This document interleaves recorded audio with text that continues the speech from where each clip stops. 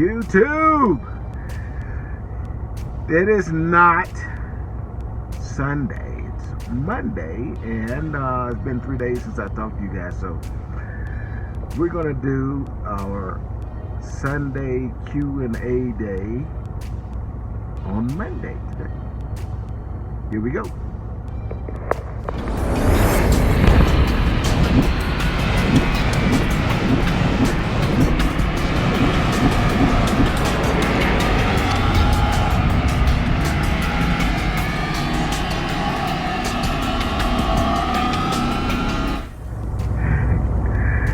Youbiest of the tubiest, the best YouTube subscribers on the planet.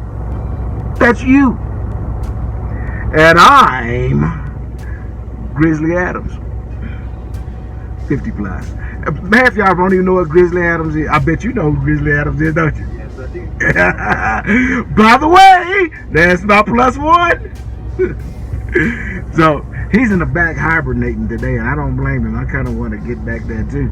We've been doing a lot of running, so that's why you hadn't really heard from us. We've run so hard, we've kind of lost track of hours. And not only did we lose track of the hours, but even the CSR and driver leader did too. They were surprised when I called them and said, hey, we ain't in Houston, but we got a problem. And we are now parked for a minute or two, and we'll talk about that last. But first, some update. How's it going back there? Good. You enjoying it? Yep. Yeah. You know, and you know, I'm not the hardest person to be with for a few days, right? I asked the wrong question. Hey, I try.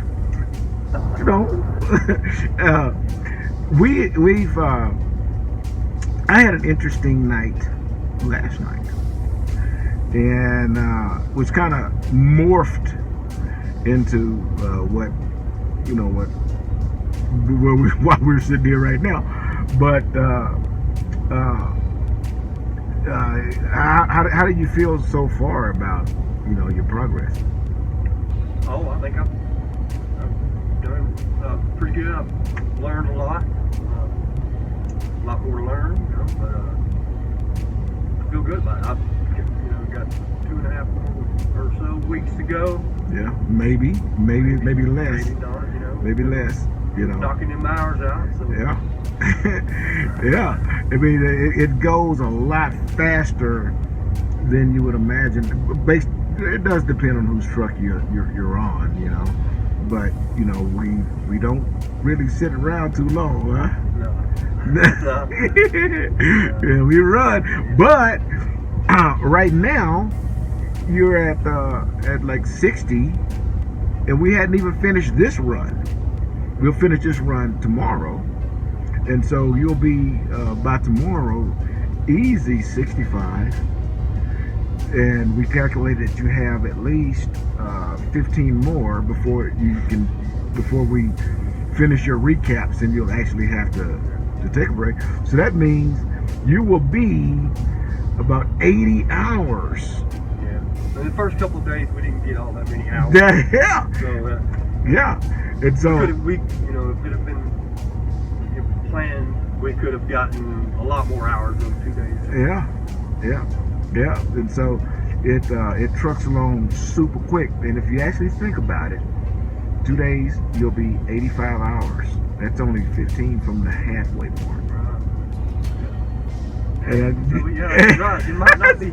That's right. There you see. It might be less than 2 weeks. Right? That's right. It goes super quick, and it just depends on, if you're on a dedicated route. If you're on, we're doing dedicated right now. As you guys know, I do the Costco from Denver to Salt Lake, and Salt Lake to Denver, and back and forth, back and forth, back and forth, back and forth.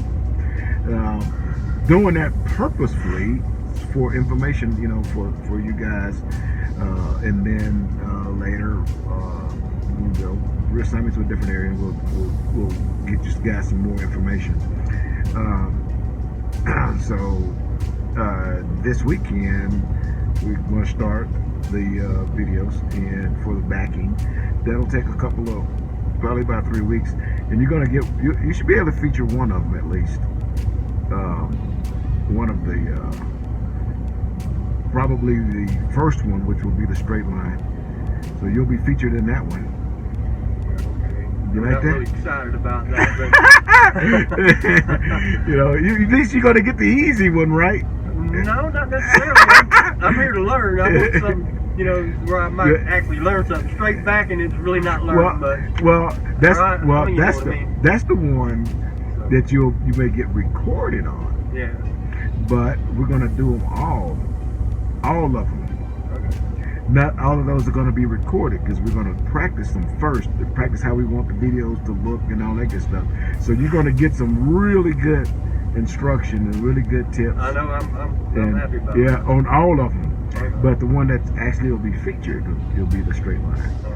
But you know, you can just about do them all. I mean, the first day before we even clocked 1 mile on the road, we went and did some backing. That's one we sent the draw, and I mean, nailed it. You know, so and I've had to do, you know, almost no instruction on it on any of your backs since then. For our first back, you had to do, because it was nighttime and very tight quarters, truck on one side, trailer on the other. And that was a challenge right there. Right here. See, I can't get in there. I had to get in there like this. Yeah. Man, that was cray. That was cray. But and I'll tell you right now, I could feel it. Soon as I set up, about 50 cameras come out. Everybody think they fixing to get a fail video. When I got back in there, they had to delete. Whipped it. Bam! Talking about it. Got it right in there. It wasn't easy. It wasn't easy because it was frog tight. I think they said, "Hey, there's a Swift truck. Let's put him in that tight water." Yeah. Boom. Do that again. Did somebody else know? I don't want to do that again. But you know, all the other backs, you've done them all. And you know, pretty much, and you know, I just sit there and let you do it, and you figured them all out, you know, with some, you know, I might say on that one, you know, it's an easy one. Now, if I was you, I would do this and not, you know, do all that hard setup stuff, you know, because it's you take advantage of the situation, just like this one we just did. It was a simple one, you know. Plenty of room up front. That's it. A lot of room up front. There's 2 spots side by side. That's the first thing we look for, and then a lot of room up front, no obstructions, and we was able to almost get straight. And when you set up, it wasn't even set up ideal because the trailer was left of the cab, and so and it still turned out really good. Okay. So, you know, excellent progress in such a short amount of time. So you're not going to have any issues. Stamina's good. Everything's great. So you've been doing a fantastic job. And so, you know, your upgrade's going to be fairly quick, fairly simple. And we'll talk about the upgrade process in another video. So let's get to y'all's questions, a little Q&A before we tell y'all who, you know, how bad I really am. So here we go. Let's start with Al, A50. I hope you're doing good. I'm curious if you think well, we'll skip that one. Yeah. I get it, bro. I get it. You know, and you know what I'm talking about. Some of you probably found that comment, but that's a sore spot for me. So I ain't gonna worry about that. But anyway, rolling on trucker. And he sent this yesterday. He says that he is going to upgrade in Kansas. I've already replied to these guys, but I want you guys to get in on it. And he said he was a little nervous and about that process. And you guys, when you get out here, you're going to spend 200 hours riding with a mentor. You take advantage of that 200 hours. Ask a lot of questions. Get those questions answered. Okay, and get the backs in. You don't have to feel comfortable. I don't even know. I don't understand what people. I don't feel comfortable. And who said life is supposed to be comfortable? Okay. You don't have to feel comfortable. Just know you can do it. That's it. Like a pair of brand new boots. They look nice. Are they comfortable? Wear them for a while. If you buy some real ones, wear them for a while, and they start, forming to your feet. Then they start feeling good. It's the same thing with back, and they ain't gonna be feeling no comfortable until you do it enough times so you can get the leather broke in, and then you can start whipping it. But they start going, hey, bring out your camera. Here come a Swift backer, and you go, bring it on. Take some notes. Bam! And whip it in there. That's gonna come in time. And everything else that you might be worried about in the upgrade process, don't be. This is not a difficult deal. There's a test. I think that test is like 30 or 40 questions or something like that. It's not that big a deal, bro. Then I keep saying, bro, I don't know if Rolling On Trucker don't have a picture, so ma'am, if it's you, I'm sorry. But Rolling On Trucker, listen, the upgrade process is not hard. Don't psych yourself out thinking that it's more than it is, because it really isn't. It's not set up for you to fail. Swift has added a small course onto the upgrade process, and it's to give you some extra tips. It's not to fail you. It's a close quarters training class that's attached to the upgrade process. That wasn't there when I did it, but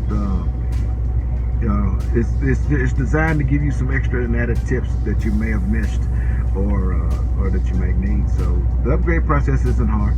And again, although I'm telling this to you now via video, you already upgraded today. So comment down there on this video and let everybody know how you did. Let's go to another one here.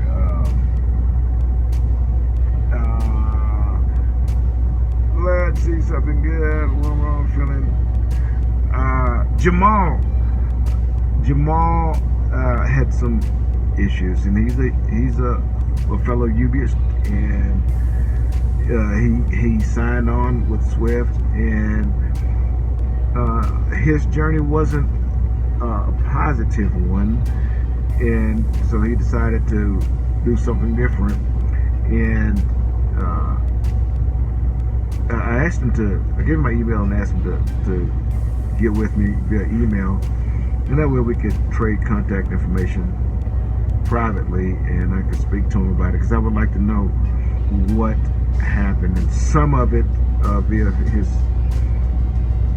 comments happened to be with the equipment, and fresh off of a mentor's truck, it's a real good chance that you're going to end up with a new truck. However, it depends on what terminal you're in and what's available when you upgrade. And at the time that he upgraded, there wasn't. I guess there wasn't enough there was equipment there for him to choose from that was satisfactory equipment. So let's define what satisfactory equipment is. It should operate safely and and without issues. For me, I have some pretty strong allergies, and cigarette smoke absolutely gets me. I had to get out. I can't do it. My my sinuses will slam shut. So for me, a vehicle that's a 2020 that was previously driven by a smoker is an unsatisfactory vehicle. I can't drive that truck. I would rather have a 16 that's never been smoked in. You see? So the year model of the vehicle doesn't really make any difference. These trucks are designed to drive 1,000,000 miles, man. So when you give one that's 2016, you got 300,000 miles on it, it's still a puppy. But the reason I bring up the cigarette thing is because the what is and what is not considered good equipment based on a person who's gonna drive that equipment, basically. So equipment needs to be roadworthy, legal and comfortable to a certain extent. The seat ain't got holes in it, and the AC works and that sort of stuff. And I don't know the depth of the vehicles, but one of them unacceptable if it was not clean. And this is a multiple source thing. And then I believe he had some issues with the amount of money he was making. And another thing is that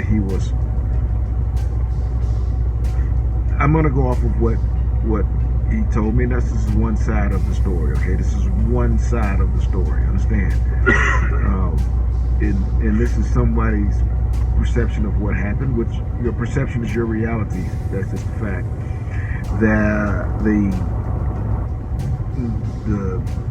I guess it was his driver here talked him into doing something that he probably shouldn't have, and that was get on a specific route, dedicated route or something like that. And that route didn't generate him the money that he was promised. And that's a big problem. That's a big problem. You tell somebody you're going to give them something and then don't give it to them. Man, that's bad. It's not that's a sour thing. So if you tell somebody, hey, 50, come run Costco, you're going to get, X amount of dollars a week. You better get X amount of dollars. Not, R or M or something. I need to be down there where the X is, or we're going to have a problem. And that's what I believe happened, more so than the sour equipment. So, that being said, I hate that he had to make a decision that took him away from Swift. However, at the end of the day, I'm sure he made a decision that was best for him and his family. So that being said, if you guys come aboard any job, I don't care where it is, and if there's some issues, make sure that those issues are with that job, okay? Because if it ain't with that job, but it resides right here, then that means whenever you go to the next place, you're just taking the same problems with you when you go. So, if expectations, and I'm not saying that they were, Jamal, I'm not saying they were, I'm just using this as an example, that if expectations, I want a 2020 vehicle, brand new, plastic on the seats, I want to take the plastic off, don't let nobody take the plastic off, I want to take the plastic off, don't start the engine, I want to be the first one to start the engine, that's it. Maybe your expectations just ain't reasonable, and no matter where you go, you're not going to get that, okay? Or, maybe you didn't give the dedicated route enough time to produce itself, meaning I drive this Costco runs, I can almost drive with my eyes closed. I tell them, man, hey, when you get up there, it's going to be this. So within this turn, you'll be all right. Don't worry about what the Qualcomm say. Right? Yeah. Sometimes it doesn't tell you that last part. You have to figure it out. Yeah. But I do them so much now. I make it lucrative because I know what's going on. You know, there's no guessing where to turn or how long it's gonna take me to get there. I already know all that stuff because I've done it. And so when you get on a dedicated route, but it's 500 miles from Denver to Salt Lake. I'm not gonna get 600 miles in a day. There's not 600 miles between those two states. You understand? So what the amount that you're gonna make is somewhat constrained. You know, so you want somebody tell you that you're gonna make something ridiculous. You know, take a look at it first.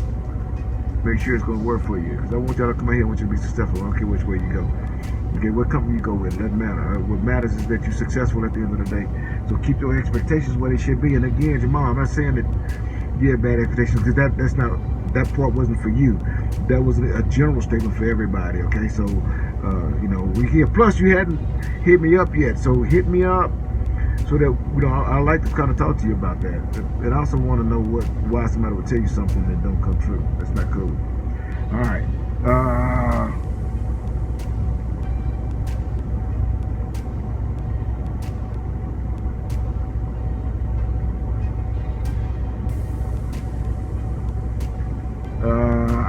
I don't know if I'm going to pronounce that first name right, so last name James. He's going to come over with Swift, and come on. You're not going to regret a single minute of it. Hopefully you called Autumn and got her as your recruiter. How was Autumn with you as a recruiter, by the way? Very pleasant. Answered my questions. Help me out. Yeah. What else could you ask? That's it. But you know what? A lot of people ask for that and don't get it. None of that. Yeah, that's why we use Autumn. She's really, really, really cool. She's dedicated. Yeah, that's all I can tell you with Autumn. Yeah. She's good, man. She's good. Let's see if we can find another question.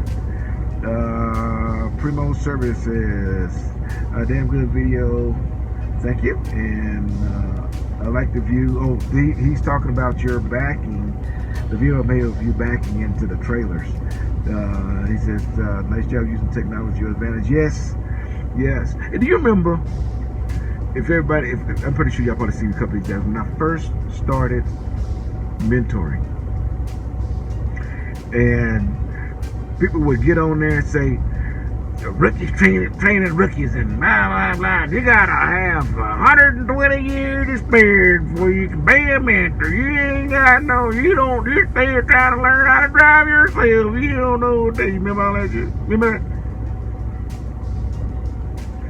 that? After my second student, ain't nobody even attempted that. I shut them naysayers up with the quickness. I want to see one of them crazy guys come out there, they think they mentors because they've been driving for 40 years.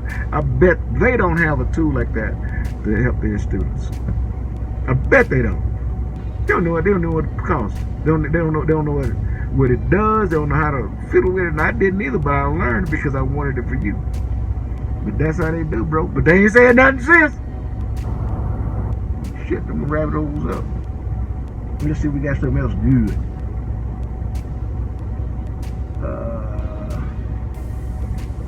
JR says, he asked me a question, and I'm glad I got down something. JR Wheeler, he says, he was looking at one of my older videos when I was in the Volvo, and it was Super Bowl playoffs and all that kind of stuff, so I had the TV going in the background, and he asked me about if I had satellite in the truck and how I was able to watch the video, watch the football, watch the game.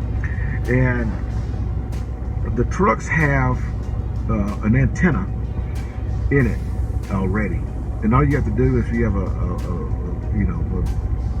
TV that was purchased in the last 5 years, or 10 years, you just screw that antenna on there and then push the search, and it'll start searching for the local channels.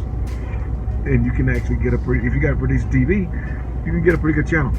This is free TV, Air TV, you know. So I also have a DVD player, so I can watch DVD, stuff like that.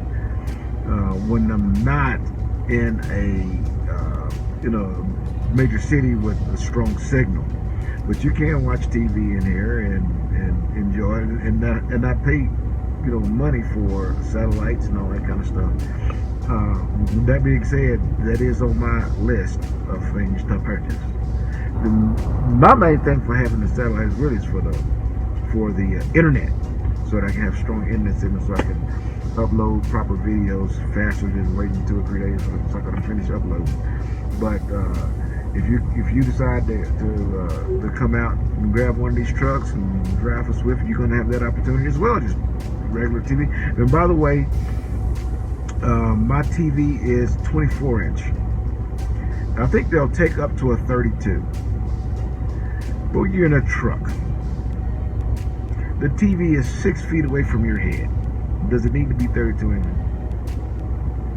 And it takes up a lot of wall space over there when you do it. So if I'm, I wouldn't consider buying a TV that big. That 24 does very well. Okay.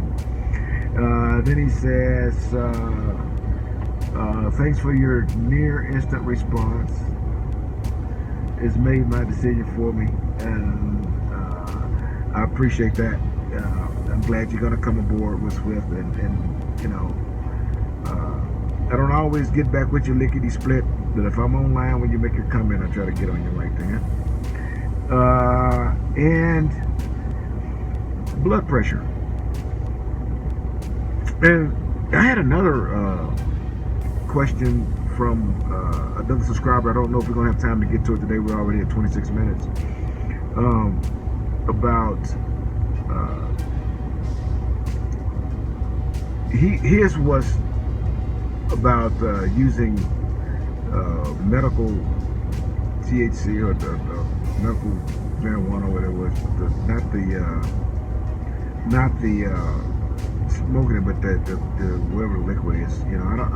I give it that kind of stuff because I don't mess with it. But it's a prescribed thing for chronic pain, and I'm going to answer that along with the blood pressure question that JR was asking about.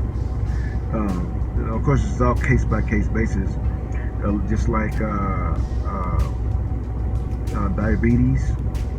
All of these things, a lot of it has to do with how it's being controlled and what you're using to control it. And if it is under control, I take blood pressure medication.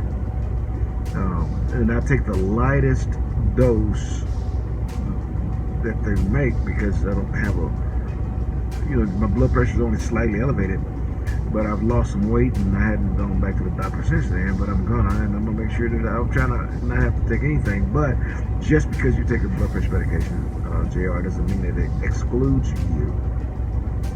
And just because you have chronic pain and you're taking a medication that is basically an opiate, whether it be a controversial drug or not. I mean, if you don't have pain after you take it, then whose voice is that? Who should say that you don't smoke what you're going to smoke or take whatever medication you're going to take to prevent your own pain? If they say you should just be in pain, not take that medicine, because why? Because they don't like the plant? Come on, man. Then they go home and get drunk. Don't play that, man. But at the end of the day, go to a DOT physician, or a physician that does DOT physicals. Be straight up with them. Don't hide anything. Be straight up with them, and let them help you make that decision. I'm not a doctor. All I know is that there's some medications, over-the-counter medications, that you can't take and drive one of these vehicles. And you be glad, because you don't want somebody taking them medications and driving these vehicles. You don't want somebody who's catching a cold to go take cold medicine and then start driving. It may be your family that they run into. So, you know, I mean, it doesn't have to be a controversial drug. It just needs to be something that you are understood, that it's understood whether it is or is not legal, and that the dosage that you're prescribed is or is not legal to drive this vehicle. And talking heads like mine or anybody else on YouTube can't answer that for you, because these are case by case basis, okay? So you need to go to one of these physicians and say, hey, look, this is what I want to do. You think I'm gonna be able to pass your physical? And let them check you out, you know, cough, you know, all that good stuff. You know, they're not finna ask you to bench press 500 pounds. They just want to make sure the crack is out your system, okay? And get some honest answers, get the real truth before you listen to a recruiter or anybody else tell you, oh, no, that's fine. You in what state? Oh, yeah, you know, marijuana is legal in that state. You can smoke it and, you know, get your prescription and come on. Then you find out that you can't. It could be completely legal, but you can't find a job. So, if I was you, I would go that route. Find a DOT physician and get those questions answered for you. Okay, we are at 30 minutes, guys. I don't want to keep it any longer, but I'll make another one and answer some more questions. Again, all of these questions I've answered on the chat, but being able to do this kind of elaborates a little bit on them. And I hope that you guys get something out of it, and, you know, chime in down there. Let's get some, you know, conversation going, and you may have a question that I can answer. If I can't, you know, I'll give you some, you know what I would do in your situation. Okay. So, any closing remarks? Just like to say hi to my cousin Lisa and thank you very much. She knows what. I hope she was a part of helping you get out here, because if she was, then she did a fantastic thing. And, you know, if you guys and gals, if you are on the fence, let me tell you, this is not a job, it's a career, and it is absolutely life-changing. Absolutely life-changing. You can absolutely 360. I don't know where you at in life right now, but this is a second, third, fourth, fifth opportunity right here to make it, you know, make just alter your life in a dramatic and positive way. And so you see that your cousin? That's right. Yeah. So if your cousin encouraged you to come out here, she encouraged you to make a big change. She didn't encourage me. I already know that she had faith in me. Yeah. Well, you know, support. That's right. Support is a big thing. You know, I'm rambling right now, but I'm gonna tell you something. You know how many people, guys that want to come out here and do this and make a big change for their family, but they don't have the support from other family members, their spouse. They don't want to leave the kids because they feel like, you know, something is not going to happen correctly. They don't have that support like you did, and so they're stuck. You know, and I hate that, but you're not anymore. So, good deal, man. And thank her. All right, guys, here's your boot. Hey, deliver undistracted. Yeah, boot.